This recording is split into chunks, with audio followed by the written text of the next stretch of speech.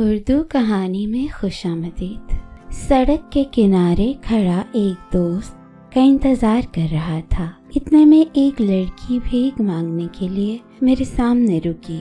गले में स्याह दुपट्टा, आंखें नींद की कमी से सुर्ख, गहरी सांवली रंगत, काले होंठ और मैले कुचैले कपड़े पहने अपने हाथ बांधकर उसने रट्टा सुनाना शुरू किया। दूल्हे, गरीब की मदद कर दो। मैंने आदतन जेब में हाथ डालकर देखा, पैसे तो नहीं है, बहुत भूख लगी है, कुछ पैसे दे दो, ऊपर वाला तुम्हारी प्यारी सी दुल्हन देगा। दूल्हे बनोगे मेरे पास? हाँ, खाना खिला देता हूँ तुम्हें। उसने मुझे नीचे से ऊपर एक नजर देखा और कहा, पैसे दे दो, खाना मैं खुद खा लूंगी। मैंने नफी में सर हिला दिया। खाना तुम खा लो, पैसे मैं खुद दे दूंगा। वो एक लम्हा खामोश रही और फिर कहा, अच्छा तुम खाना खिला दोगे? मेरी एक बहन भी है, उसे भी बुला लूं साथ? मैंने जवाबन कहा, हाँ बिल्कुल, ये कोई पूछने वाली बात है, बुला लो उसे भी।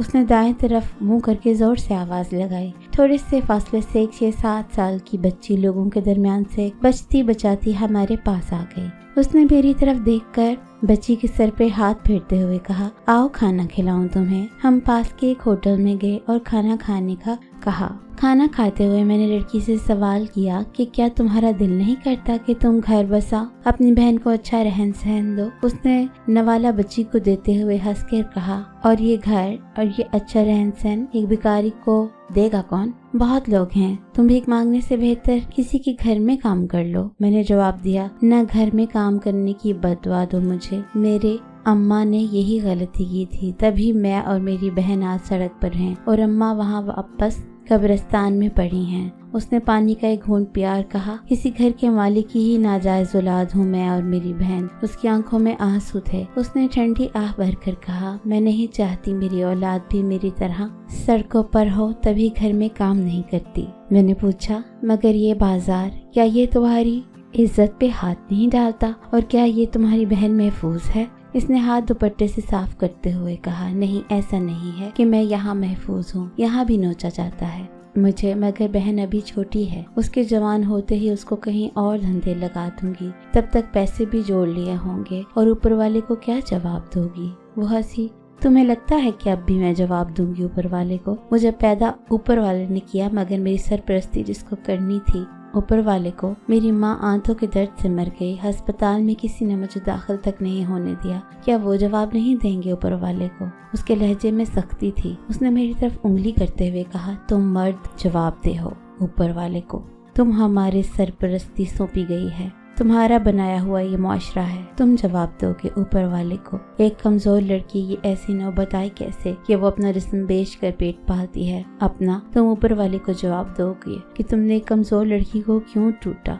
तुम हुक्मरान ये जवाब दोगे, तुम्हारी राया में एक लड़की को नोच लिया गया, मगर तुमने उसे एक दुपट्टा तक नहीं दिया। पीछे देखो, वो बाजार को देखो, तुम्हें कोई तुम्हारा माशरा है, तुम्हारा बाजार है। यहाँ मर्दों में से किसी एक को भी मुझसे गर्ज नहीं कि मैं किस हाल में हूँ। यहाँ औरत अपना इख्तियार चलाती नजर आती है क्या? ये मर्दों को बस अपनी हवस से गर्ज है। जानते हो तुम मर्दों के इस मुआशरे का क्या असूल है? औरत हो और घर से बाहर हो तो तुम नोच डालते हो उसे। उसने इशारा करते हुए कहा कि वो बेकारी देख रहे हो, वो नमाज के वक्त जाकर नमाज पढ़ता है। जानते हो क्यों? क्योंकि वो मर्द है, वो आजाद है। मैं एक बार मस्जिद में गई, अव्वल तो मुझे अंदर नहीं आने दिया, जोर जबरदस्ती से अंदर चली गई तो हवस परस्तों की एक भीड़ मेरे अंग अंग देखने को मस्जिद तक आ गई। मैं सुकून से नमाज तक नहीं पढ़ सकती और तुम कहते हो मैं क्या जवाब दूंगी ऊपर वाले को? ये मदीने वाले की रहमतें हैं कि तुम जिंदा हो, वरना बाखुदा तुम्हारे गुनाहों पर बड़ी सख्त पकड़ हुई थी। तुम्हारी बड़ी सख्त मर्द कमजोर लड़की को देख कर रसूल बनाता है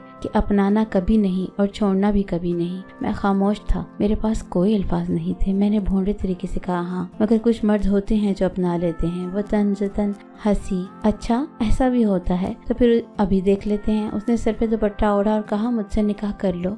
ये बेकारन का। वो फिर बोली, क्या हुआ, अच्छे मर्द हो ना तुम, तो दे दो एक मजलूम को सहारा। मैं खामोश था। जवाब दो ना। मर्द ये तो कहते हैं कि कुछ मर्द होते हैं, मगर जो कुछ मर्द पता नहीं कहाँ होते हैं। मैंने तो कभी नहीं देखे। मैंने जब भी वादा किया कि तहज्जुद भी नहीं छोड़ूंगी, कभी मेरी आंखें फट गई। मेरे पास कोई जवाब नहीं था।